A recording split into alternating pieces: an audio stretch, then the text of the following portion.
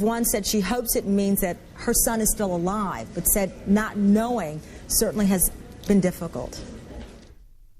What are you going through? You know, are they pointing a gun at you? Are they beating you? We're not going to let them forget. There's no way. John Young, John Cote, Paul Rubin, Joshua, there's no way. Please let my son come home so I can have grandkids. He's the only one I've got. He's my baby. Now, the men have not been heard from in more than a year. NBC's Middle East correspondent Richard Engel is live in Baghdad. And Richard, you've been a part of hostage negotiations. What do you believe is going on here? Obviously, this is a grotesque development anytime that hostages' fingers are sent to the U.S. military. About a month ago is when we were told that they received them. They were sent to the FBI for DNA analysis and have come back that, in fact, they did match those missing Americans.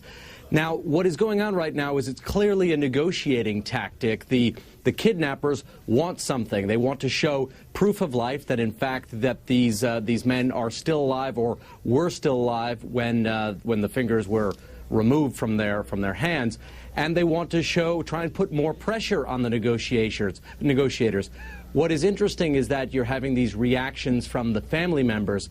It's very frustrating from the family's point of view not to have very much information. And a lot of the family members have been complaining that the hostage negotiators have been keeping them in the dark.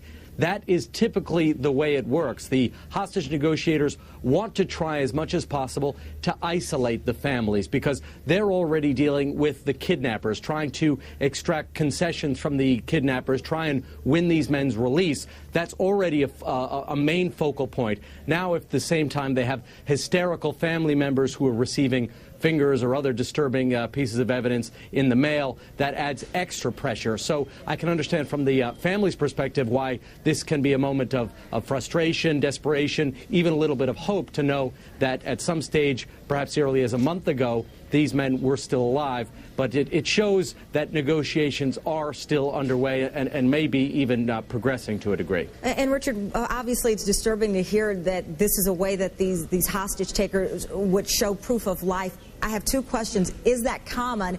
And the second is, do you now wait, if you're the family or the FBI, for the next move by these people who are holding these Americans hostage? It is not that common as a sign of proof of life. Generally, they put out a videotape. But as the negotiations go on, and this has taken already over a year right now, it's a way for the hostage